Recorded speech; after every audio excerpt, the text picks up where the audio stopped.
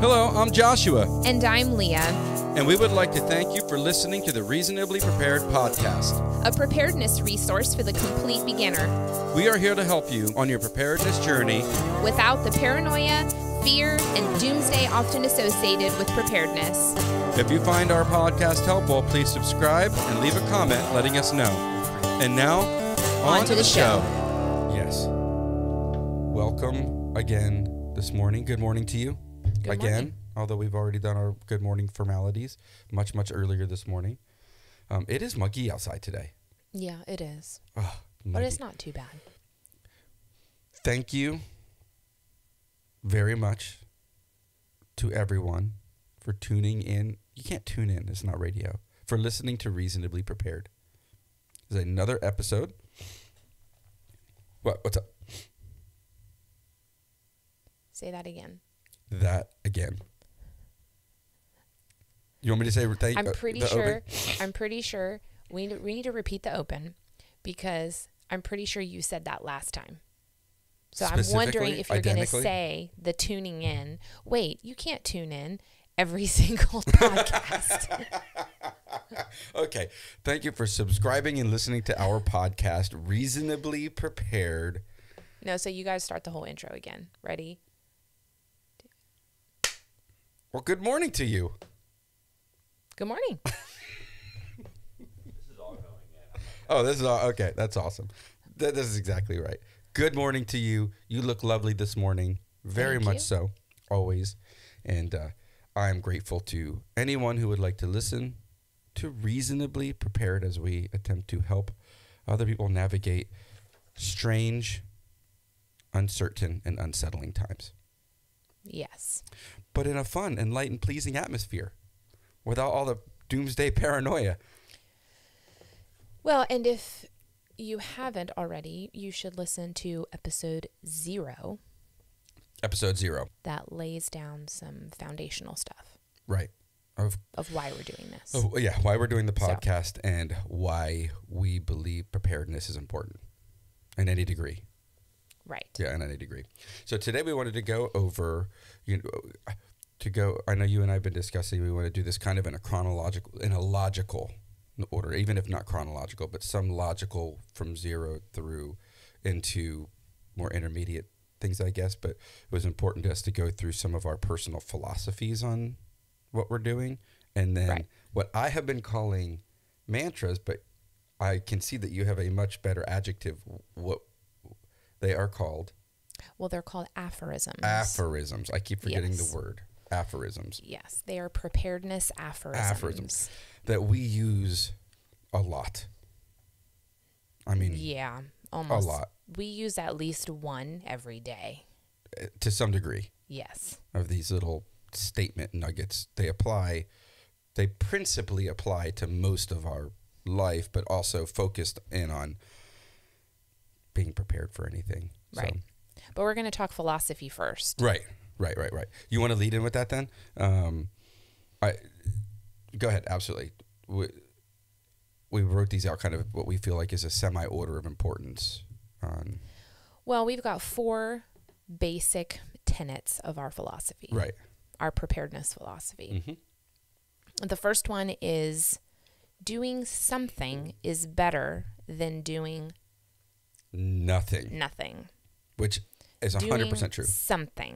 Something, anything. Yes. As little as an extra gallon of water. Well, right. Any forethought at all in any niche arena, whether it be medical, food, water, any forethought, an extra bag of rice is better than not considering it at all. Yes. At all. Which ties in wonderfully with our second tenet, which is to start small. Right. Because a lot of times we look at where we want to be, or we look at other people and what they're doing, and we look at what they all have, and we think, oh man, I really want to be like that. I want to have all that stuff. And then we freeze up and we do nothing because it looks overwhelming. Or it looks super expensive and we don't have all that, disposable income right now. Yeah. So we just do nothing. I think some play the comparison game, the keeping up with the Joneses game. I mean, it's prevalent in homeschooling. It's prevalent in preparedness. It's like, I want to be like them. I want to be like them. Oh, yeah. Well, that's just a life thing. It is. But it also, I think I know the people who have contacted me personally to try to get advice or some counsel on starting to be, what should I do? Many of them aren't approaching it from that. They're just realizing that during this pandemic, during, what's happening socially and politically right now, that they're dramatically underprepared. And they're like, I got to do something. But then the moment they jump online, it goes from zero to zombie apocalypse immediately. Yeah. And they're like, they get paralyzed with, I'm not digging an underground bunker. They get paralyzed with, I don't have 2 extra rooms to store food. And I don't think it gets really worrisome or overwhelm happens really fast. Yeah. And so even if it's not, I want to be like them, I know several people have been like, I know I should be doing something. I know, what should I do on the computer? And then it's, What does that keyboard sound like? Hey, look, we're on audio. I wasn't aware that keyboards, make that sound? Yeah. What sound do they make now? They're more of, a clicking. Yeah. Oh, me and my sound effects. Anyway, they're more. I get it though. Yeah. Yes. It's more about, I don't know what to do. The internet is full of, It seems like that. It seems like that. There's really great resources out there. Yeah. Obviously. I've learned a ton online. Yes. And as I continue to research, there are a couple of beginner style. But it's also because I've been researching online for so long, I know what I'm looking for. Whereas if I were to just type one phrase, I would come up with so many hits I don't even know. It would well, because the 2 bigger words are prepper and survivalist. Well, so that now has a negative connotation as opposed to a prudent one, based on the sensationalization. Is that a word? The sensationalization? Sure. Hey, I coined a new word. Yeah, go for it. Of preparedness, like anything. And of course we get marginalized a lot and made to look like we're weirdos, but instead of prudent anyway. So it is start small. I think what you and I we're working on now, I know we are, resources to help start small, to kind of help navigate, and just some simple things to begin with. We'll be coming out with that type of content for free on YouTube. Yeah, we want to put together some YouTube videos of, just your top 5 this, or your top PDFs. 5 that. And 5 is a good number, but even 3, even 1, if you are able to identify one thing that you feel is a pressing concern, do that one thing. Yeah, start somewhere. Just think about that one thing and do that. Right. For the moment. Yeah. You've got to start somewhere. Doing something is better than doing nothing at all. Yes. And start with that small something. Yep. And keep it simple. It does not have to be complicated. Have fun. It doesn't have to also be, arduous. Yeah. Stressful. A laborious task. You can start with what is most interesting to you in that moment, or what you think is the most pressing concern or issue that needs to be addressed at this exact juncture in your life. Right. Whether you're a single person or married or with kids as well. I know as far as keeping it simple, reasonable, avoiding the pitfall of making everything a stressful situation. In other words, you don't have to come at it from a mentality of lack. What I don't have. Right. You can just consider the things that are important and prudent. What do you have, or what can you do? What can you do, right? And what can we do? And then you can even involve even your smaller children. You can make it adventure. You can make it a learning experience. Let's say water. You don't have enough space to store tons and tons of water. In my mind, we can also do a small science experiment on turning non-potable water into drinking water with, say, small amounts of bleach or iodine tablets or some water filtration system, and learn how to do it as a fun experiment. I know we've done that in the past, or at least I've done that with Liam as well, but it's something you can do to have fun and learn, as opposed to from a place of lack and paranoia. I guess not paranoia. This wouldn't be paranoia, No. but I don't know what the adjective I'm looking for is, but just from a place of it being in the negative, emotionally, spiritually, Right. And mentally. instead of looking at something as being, oh, well, like what you're saying, Mm-hmm. oh, well, I can't. That's the wrong approach. Right. I can blank. Right. I'm Maybe able you to. can't do X, Y, Z. Sure. But what can you do? Right. And being able to identify what can you do. Maybe you don't have a lot of space for water, Mm-hmm. but I guarantee you have space to put 2 gallons of water somewhere. Right. And that's better than nothing. Better than nothing. Right. Well, it's a KISS, keep it simple, stupid, right? So it's, Yeah. Except I don't we're like calling not people stupid. but Yeah. you know, yeah. but that is It's that keep is it simple, sweetie. sweetie. That's my keep it stupid simple. Keep it stupid simple. There you go. Hey. I like that. Yeah, there we go. I like that one better. That would be, from our editor over there. Yeah, producer and editor. Yeah. Thanks, producer. I want to give him a microphone eventually here too as we continue with this. Which bleeds. So when we're keeping it simple, we're starting small, we're making it an enjoyable process, an exciting process, and one that it should ultimately be bringing peace and hope. Right. It shouldn't be burdening you with a heavy yoke. Right. The reason we bring the water up is because it is the most simple. You can put 2 gallons of water somewhere, and then you've got peace of mind that if you run out of water, you got a day or two of water. Right. You're at least buying yourself some time to come up with what I'm going to do next. Right. And these are all philosophies we practice with most things, not just preparedness, and then ending and landing on, we are constantly wanting to do, word this with me, because the way I worded it, you didn't understand. And I want to word this in a way people are going to understand. Initially I didn't know what you were talking about, but I mean, I got it. I got this. I personally got this from you. This was something that you challenged me with early on. Was hold on. As you're diving into conspiracy theories and wanting to build up an arsenal and all of these things, look, I'm on. This happened early on. This conversation, I remember it, or some variant of it.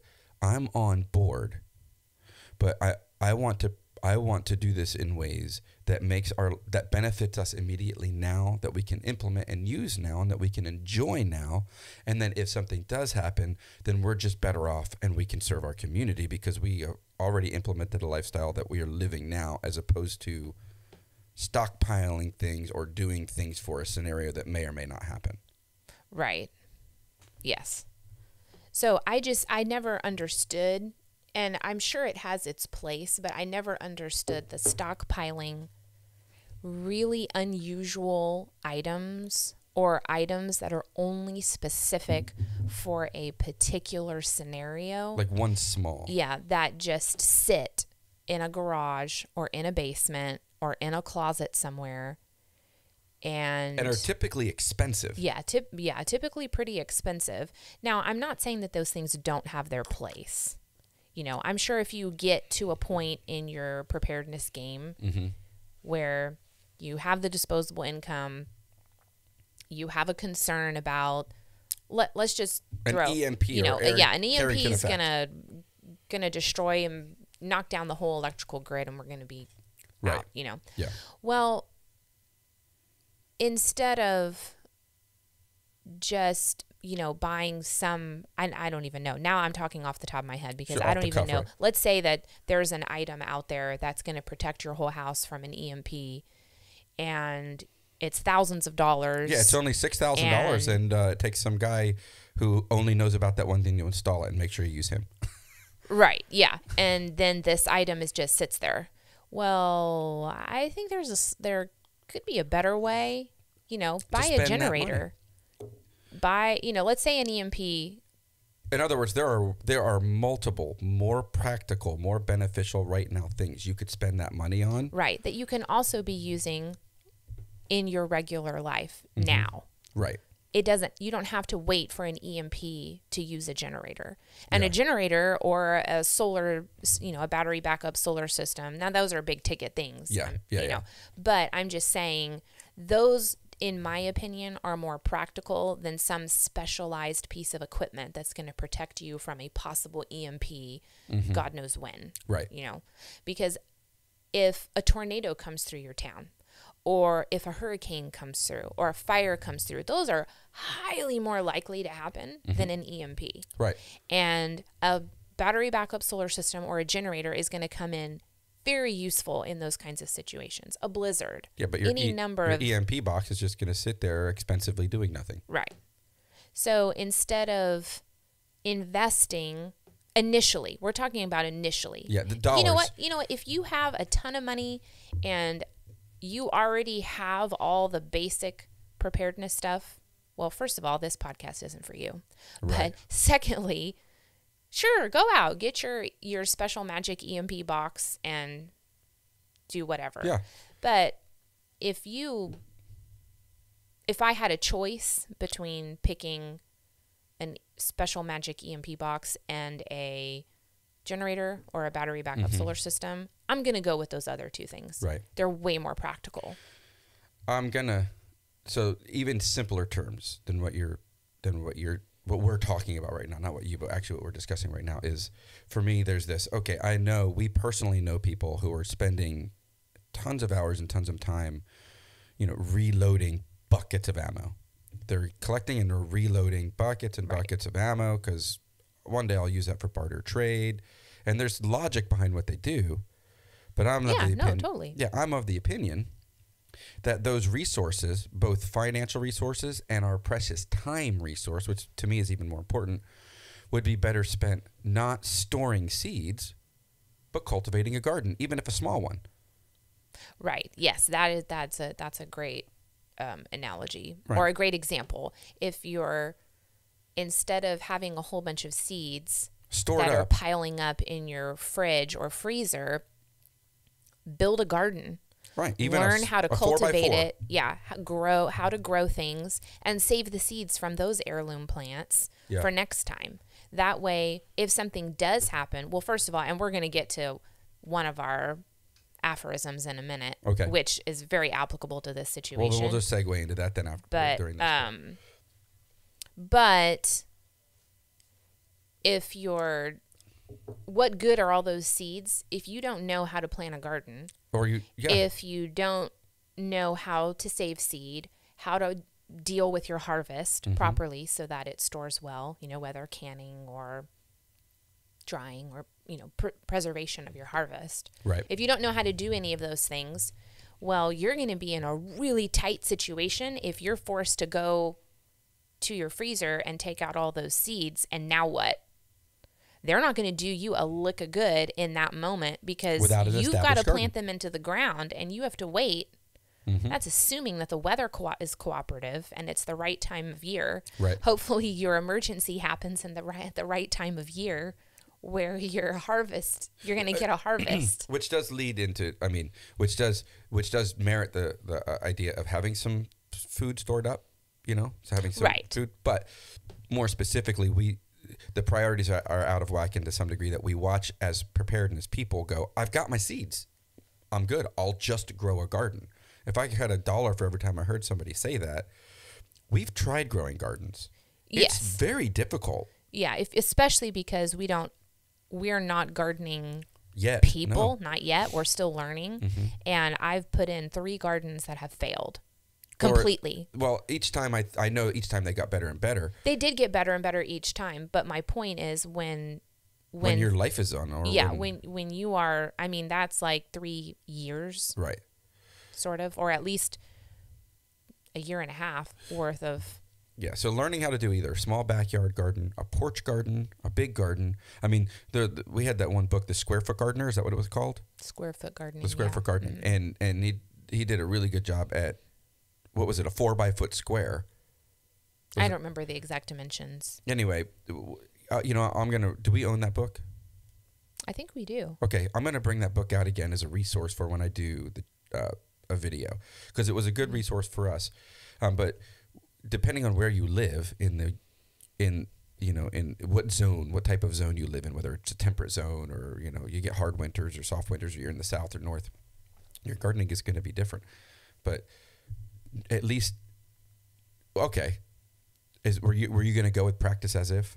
Where were you going to go next? Well, let's finish our philosophical tenets first, and then we'll move into our aphorisms. Right. So I want to, it is better to do something than nothing at all, period. Right. Like, I don't care what it is in life. It's better to actively do something than do nothing. Right. So I mentioned in the beginning that we had 4 of them. I'm going to do a quick review. The first one is doing something is better than doing nothing. Right. The second one is start small. Yeah. Don't overwhelm yourself. Yeah. Don't overwhelm We yourself. wrote have fun. Make it enjoyable. Yeah. It doesn't have to be stressful and laborious. Keep it simple and reasonable and do what makes your life better right now. Mm-hmm. Don't just focus on some future doomsday event, but what's going to benefit you right now and will benefit you if that scenario happens. Right. And then our 4th and final tenet is you gotta be out of debt. Oh, absolutely. Absolutely. Not just because, look, we've struggled with this before, going in and out of debt, but it is probably the most important thing. I struggle with, I say struggle. I have 2 things that are kind of tied for first place for me on what you need to start with first. Mm-hmm. And I go, no, having your finances in good order. Right. Where you're not owing a lot of people a lot of things because they will collect on those. You are a slave to the lender. That is not just a biblical principle. It is even outside of religious circles. Owing somebody else makes you a slave in general. Right.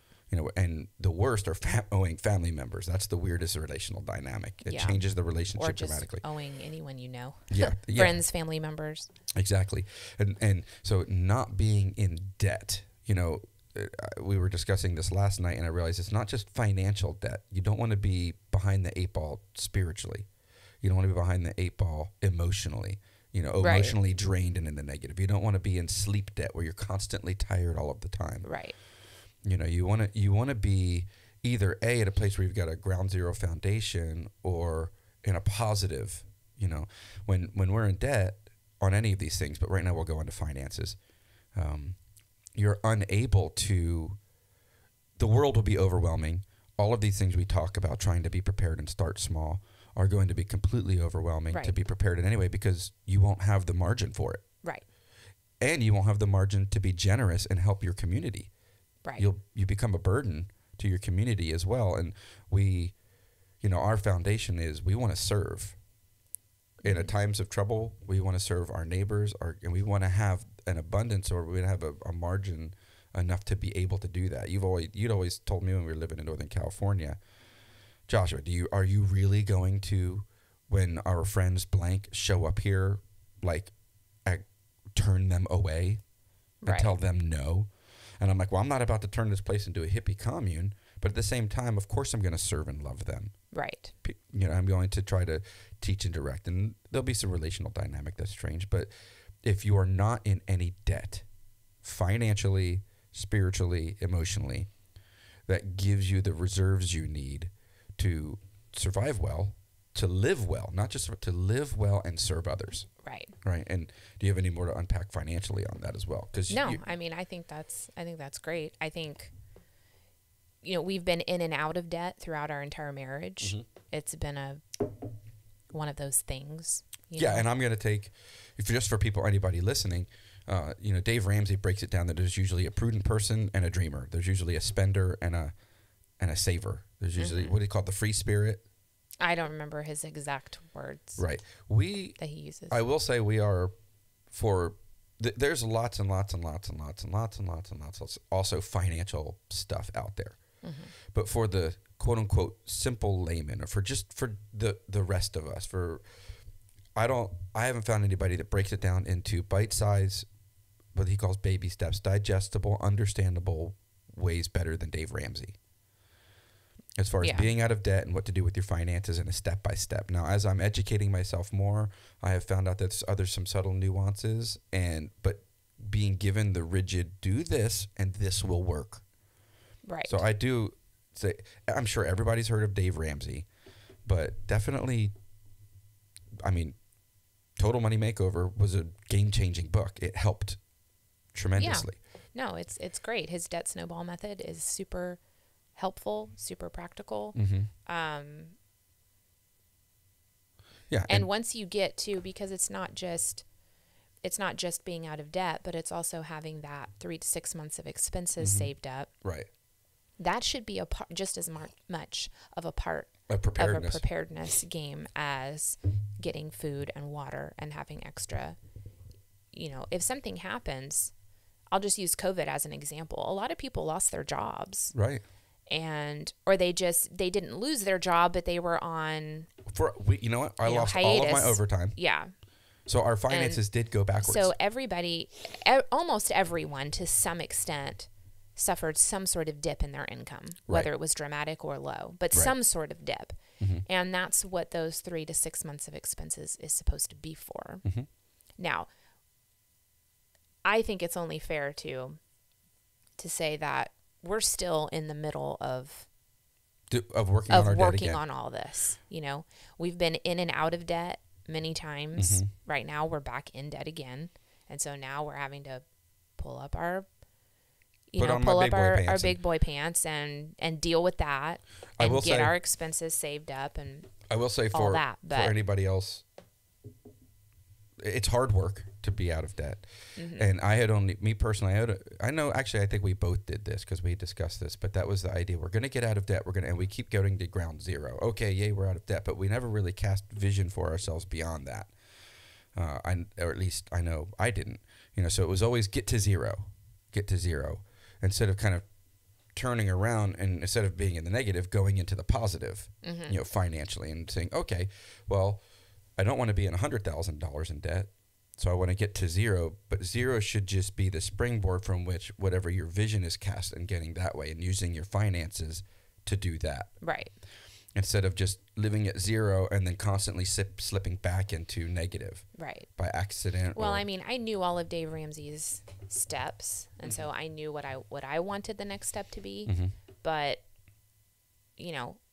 let's just be honest here. When you're in a marriage, there's always the push and pull of 2 different personalities, 2 different opinions, 2 different ways of wanting to do things sometimes. And, Yeah. But then as a dude, I had to man up and say, hey, I had to man up and honor you in your strengths of being prudent, of being methodic, and not just wastefully spending, which I have the tendency to do. Right. And manning up and taking responsibility for that, which, hey, dudes, that's hard to do. I mean, it is. We want to behave like teenagers because it's fun, but we're not very productive in the long term when we do that. At some point, we got to grow up and man up and admit our faults and honor the other person in the relationship and their strengths and team up as opposed to being something we have to fight them with them. Right. So that was get out of debt. Yes. But what I was going to say earlier was is getting out of debt philosophically more important than making sure your health, spiritual, mental, and physical wellness. Because I almost feel like if you're not physically fit and mentally fit and spiritually fit, you're not going to do any of this. Yeah.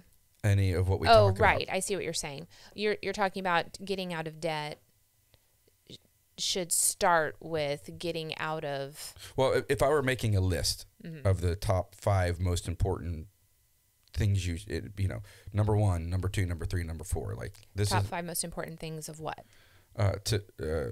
Goodness gracious, how to start. Of getting out of debt? No. Oh. Of being prepared. Oh. My general preparedness checklist, where to begin, what's from most important to least, not least important, but like you need to start here and you need to make sure this is strong. Then you can do this, then you can do this, then you can do this. I struggle with is being out of debt, once again, physically, financially, more important than making sure maybe they're the same thing, making sure you're physically fit, you're spiritually fit, and you're mentally fit. Right. Well, ideally, you would want to be working on all of those things right. at once. However, we're going to go back to philosophies number 1 and 2. Right. That doing something is better than So just doing nothing, and one. start small. So pick one. Yeah. So Which one is the most pressing in your life Yeah. right now? Are you absolutely drowning in debt? Then let's start get there. help. Start Yeah. there. So I guess it just depends. If you're drowning in sleep debt, Yeah. then start a getting system creative. of Reach out and get help. How can I pull this together? How can I get this? what system can I put in place? Exactly. Yes. What system can I put in place where I'm getting more rest and I'm getting a little bit more margin in my life, and I can actually think and breathe and function, right? Yeah. Yeah, totally. That So kind get of out of thing. debt. So the rest of them are, goodness gracious, what are they called again? They're aphorisms. Aphorisms. Because I'm stuck on mantra. I'm stuck on it. I know. I'm stuck on mantra. Once again, we use these constantly. Yes. And one of my favorites is 2 is 1, 1 is none. Yes. I 2 got is this. 1, 1 is none. I got this from my dad. Don't know where he got it from. If I had to guess, he got it from some survivalist blog. Now, we have to preface before we really, okay, what is 2 is 1, 1 is none? Right. Because I've used that before and people just stare at me like, Right. what does that mean? But I want to unpack also after that what it isn't, because Yes. the producer, our son, was really good at identifying, let's identify what it is first. 2 is 1, 1 is none. What is it? It's the idea that. It's the idea that if you have 2 of something, if you run out of one or something happens to one, then you will have that one as your backup. Right. So If you only have one of something, if that item gets broken, lost, used, destroyed, something happens to it, you're or out. you run out, you are completely out Completely out. and you have nothing. Right. So in other words, if I have a power drill, and I only own just that one power tool, that one power drill, Right. and it breaks, Right. I now have You no now power have drill. no drill. Right.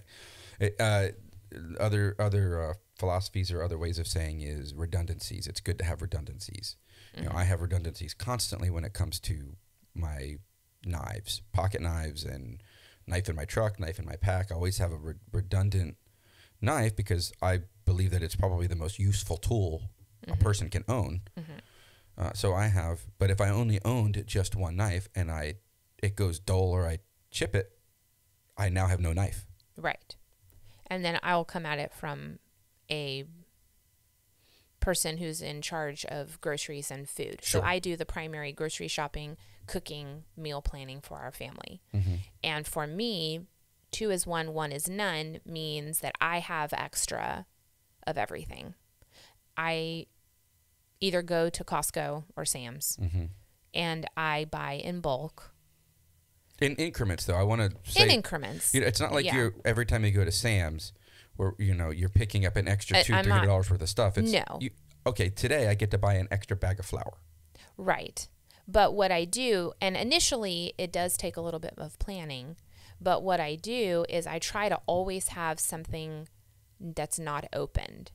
So, for example, Oil. when I open my container of oil, I add a new one to the list, which means that I now have this one that's open that I'm actively using, but I also will have, An unopened one. I pretend that when I open something, It's gone. it's gone and I need a new one, Right. if that makes sense. Yes, 2 is 1, 1 is none. I like that. I'll pretend that if I open it, it's actually used up and consumed. I'm about to open the next one. And I need to put it on my list so that I have that second backup. Right. Sweet. And I realize, financially, again, you might not be able to buy duplicates of everything. So get but out of debt. again, so So get out of debt. so that takes us back to our philosophies of do something, pick your top 3 or 5 most commonly used items as Right. far as groceries or whatever, and do backups of those. But once you have it in place, it's super easy to maintain because you're just buying it. You're still going to go back to just buying one thing at a time. Yeah, you're just maybe one step ahead of it, Yeah, you're always one step ahead. which is huge. And I'm going to do an entire podcast and probably episode on YouTube channel about the system that's in place that we are part of, i.e., the idea that the grocery stores never have any more than 3 days worth of product at a time.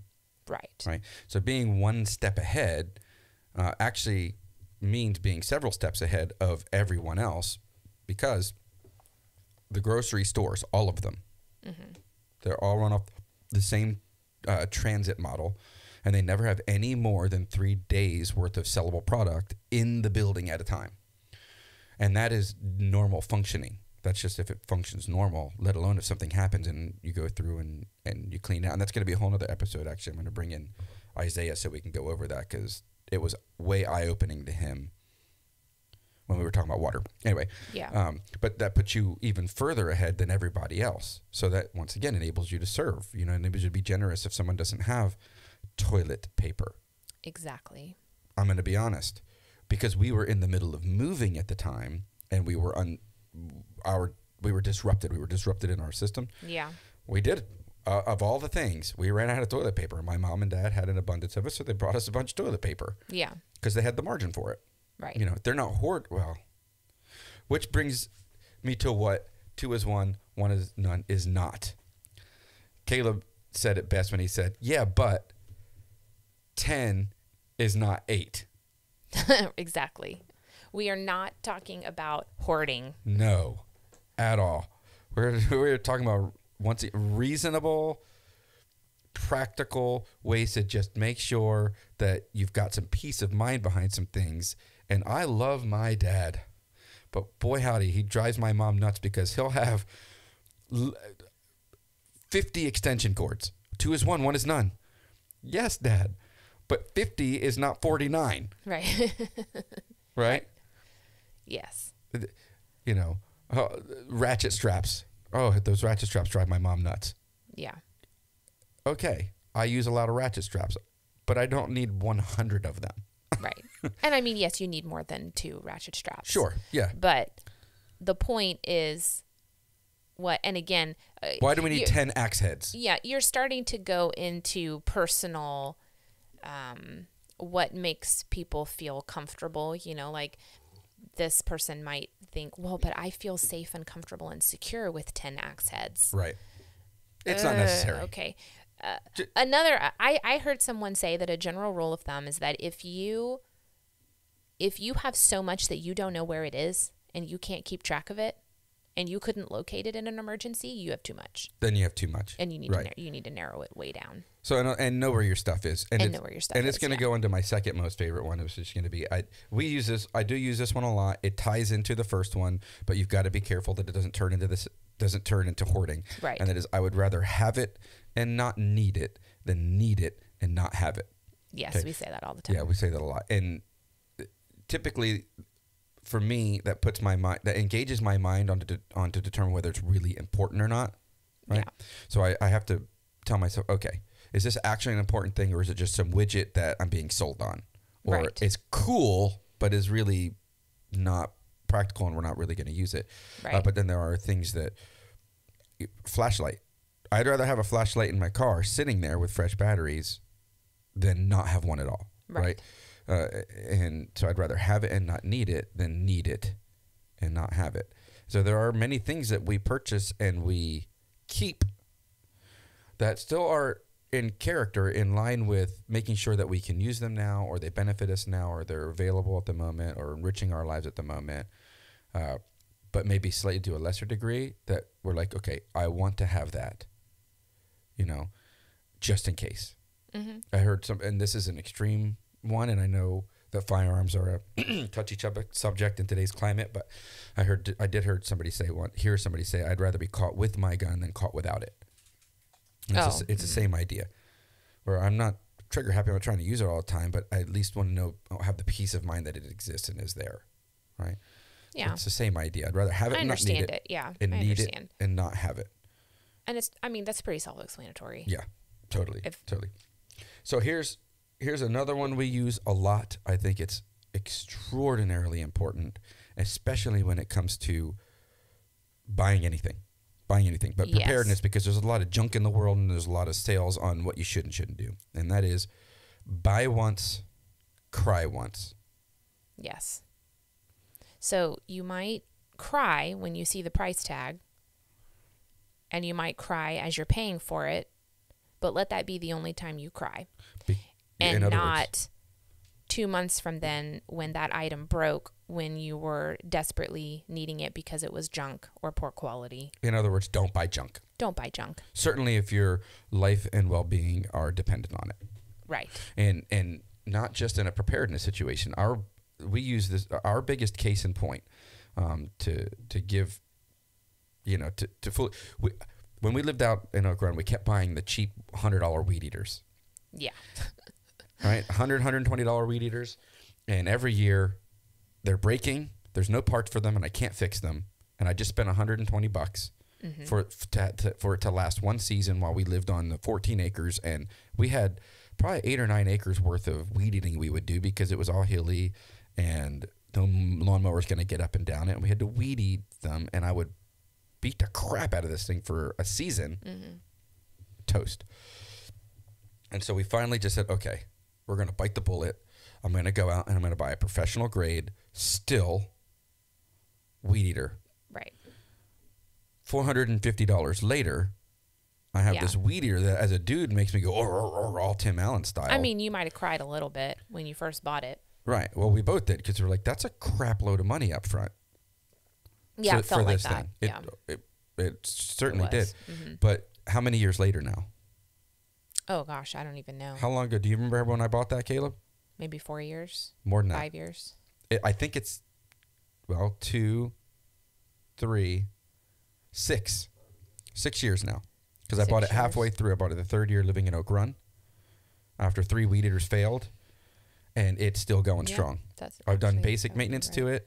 And I did a carb cleaning on it. I think in the last 6 years, I spent an extra $80. And and it's always worked great. And we have beat the crap out of it. Caleb ran over it with the tractor or some variant of that or broke it. Anyway, so that's a huge case in point. So when I buy pocket knives, I don't buy $30 pocket knives, $20 pocket knives. They're extremely low value. They will break. They are rickety.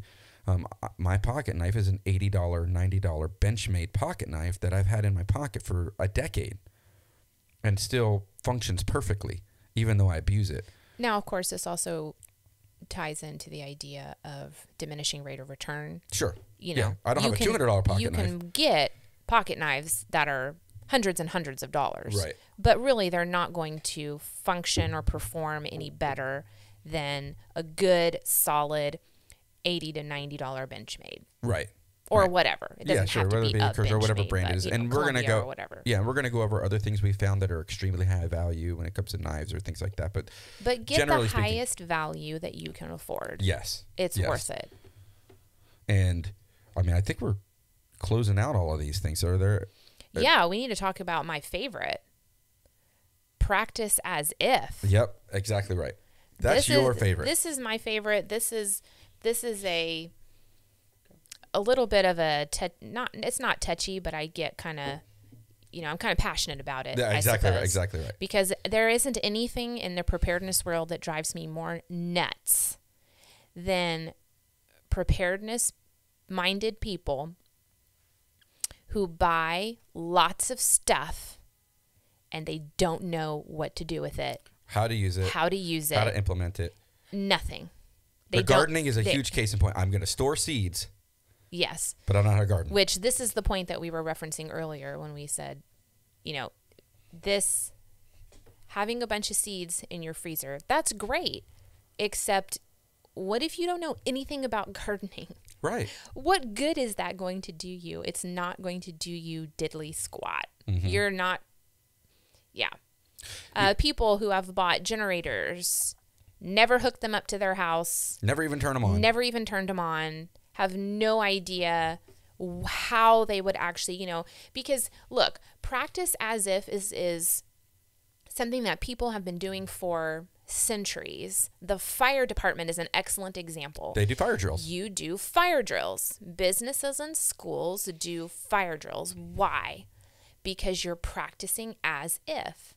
If there was a true fire, you would know where to go, and your muscle memory and mental memory would be trained to follow this already pre-established system to deal with this emergency. The military does it all the time. Right. Be astronauts. Everything that they do is practicing as if, so that if that scenario does happen, they just kick into their training and they do what's necessary. It's the same principle with preparedness, even simple preparedness. Right. Well, do you know how to use that thingabob that widget, you just bought? Actually, it's another one of those principles that applies to other portions of life too. That if you were to adopt this practice as if philosophy and put it into practice, it helps you in so many other arenas. We talk to the kids all the time about practice as if you want to learn the piano. Well, you practice as if you're playing in front of people. Right. You don't just learn the note. No, you want to practice that piano as though you're putting on a concert, which is going to have you rise to the standard of excellence required to learn how to properly play the piano, or play the guitar, or practice soccer. If your kids are in soccer and you're in the backyard, right, kicking a soccer ball around, it's not good enough to just kick the soccer ball around. I mean, unless you're just having fun that day. But we're talking about if we're practicing. We're practicing because I'm on a team and I'm practicing. Well, then, by golly, practice as if you are in the hottest game of your life. Right, exactly. And so even with our kids, we'll do that, and I'll make it challenging for them to score that goal. Because I'm twice, 3 times their size. And if I challenge them and we practice as if they're playing against a real big person, right, then that actually makes them better when they're in the actual event. And it also, going in the arena of preparedness, it also demonstrates where the holes are in your mental and emotional capacities. Which we've had to learn the hard way. Which we have had to learn the hard way. So, if you have a system, you've spent all this time and money in developing a system for having emergency water. But have you ever turned off the water to your house and actually used that system for 3 or 4 days? Even a day. Or even a just day. one day, just a 24-hour period. For 3 or 4 days. But even just for a 24-hour period, have you tested it? Have you found out? Because then you're going to find out where its limitations are. What your personal limitations are. And you're also going to make sure and you can correct any issues that might arise with it, so that when you genuinely are in an emergency and you are relying on that water system to perform, you already know it. You already know how to use it. You already have fixed any issues that had come up with it, and it's going to work flawlessly for you. And if not flawlessly, at least good enough. At least, at least to the point where you're not having to fix problems on the way. You're just tweaking it, Right. I'd say aim small, miss small. So if your target is really, really small, you'll that means you're getting closer to the bullseye. So if it doesn't work flawlessly, you've worked it down to enough that it works really, really well. Right. As opposed to wondering if it's going to work at all, or fixing big problems on the fly, relational problems, mental breakdowns, physical problems, Right. I didn't You're realize. going to have enough on your plate without trying to fight with this water system that was supposed to work and isn't. Right. Yeah. Yeah. Exactly right. And then our last It's for me. aphorism, this is all about Josh. You go. I get this from my dad. He always said this. This is going to be from the dude's perspective, and that is a man. Well, some ladies might. Okay. All right. Fair enough. Not from, it sounds like it's a more dudely perspective, but to be fair, I think everybody should believe this, but a person can never have too many knives or too much rope. If you're going to store stuff and you're going to have uber redundancies on things, knives and rope are the 2 greatest tools we can have. And I know that this is true because there isn't a time where I'm out doing something with somebody that I have not had a scenario where a good knife and some rope came in handy and useful. And I'm talking, I've cut cordage from my truck to help people tie their trunk shut because all of a sudden their trunk broke. Yeah. I've got a knife in my Just pocket. simple stuff. Yeah, one in my pocket, one in my car, one in a tool bag, one in my backpack, because they're the greatest tool a human being can own. They're the oldest rudimentary tool a human humans have ever used. Would you add chain to that? Well, yes, to some degree, but chain is bulkier, heavier, and is a more specific use. So for people who do a lot of, or maybe just owning like a basic length of chain would maybe and have that in a shed. I always keep one in my truck. Yeah, which once again is coming more very useful over and over. I mean, people think, oh, what would I ever need chain for? Well, consider. You'd be surprised. Yeah.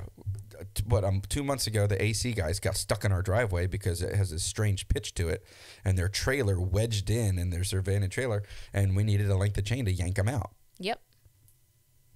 Rope wouldn't handle it; it would stretch and break. The rope kept snapping. Yeah, so they tried even it. some 10-foot length of chain, you can get that for $15 at Harbor Freight. It's inexpensive. It's good insurance, and you can store it pretty easily under your seat. Well, I mean, we'll get into all that kind of stuff that's later, fine. But can't have too many knives or too much rope. I'm not talking about having weapons. I'm not talking about that idea. I know a lot of people immediately assume big knife, that's a weapon. No. As tools. Yeah. We're talking opening about tools. boxes, cutting rope. I can't There's tell you. There's an infinite number of uses for knives. Yes. Scraping gum off of something, literally. So if you're going to hoard something, do those and do quality ones. I mean, yeah, buy once, cry once. Crappy rope isn't going to do any good, but mule tape, a good length of rope, paracord is some of the best that you can have. It's super strong. It serves many purposes. I'll unpack paracord and some of the new versions of that later on, but can't have too many knives, too much rope. Make sure they're all over the house and in your workshop and in your car and in your purse and in your pocket, and you will want. I tell people this: if you put a pocket knife in your pocket, or a knife in your pocket, or in your purse for 2 weeks, you'll wonder how you ever lived without it before. Okay. Sounds like a challenge. Yeah. I mean, I've told people that many, many times, and they take me up on the challenge. I mean, think how many times you use your keys to open a box, and it kind of works. Yeah. Good knife, you're just opening the box. That's just one tiny case in point. So, yeah. Too many knives, too much rope. And I will just wind it down. This is kind of another continued starting point for how Leah and I keep healthy, wealthy, and wise. Can I say it that way? Is that right? Because we're so wise and we're so healthy and we're so wealthy? Yeah, I don't. Because we're not. I wouldn't say that. It came to mind. Hopefully we help. Hopefully this makes some sort of sense for people. And hopefully this is a blessing to you who are listening. And if you have any questions, leave them in comments. Yeah, absolutely. Anytime, we'll do our engage best to answer them. Engage in the community. Hopefully, as this continues, I'm going to put together a kind of an online community where we can answer questions and help and get involved in that way, and subscribe to the podcast, like it, all of those things. Leave, and if you're going to leave comments, make sure they're nice. I don't want to be engaging in arguments and bossing people around. Well, we just won't. So if you leave those kinds of comments, they're going to get deleted. Respond. I'm going to delete them. Yeah. Oh, there you go. Yeah. But I'm not expecting our listeners to leave comments like that. Just for the benefit of everyone else, let's be loving and kind and generous with our information and our hearts. Yeah. Sounds good. Awesome. Okay. Hey, did a good job today. Yeah, you did pretty good yourself. All right. Thanks. Appreciate it. All right. Bye, everybody. Bye.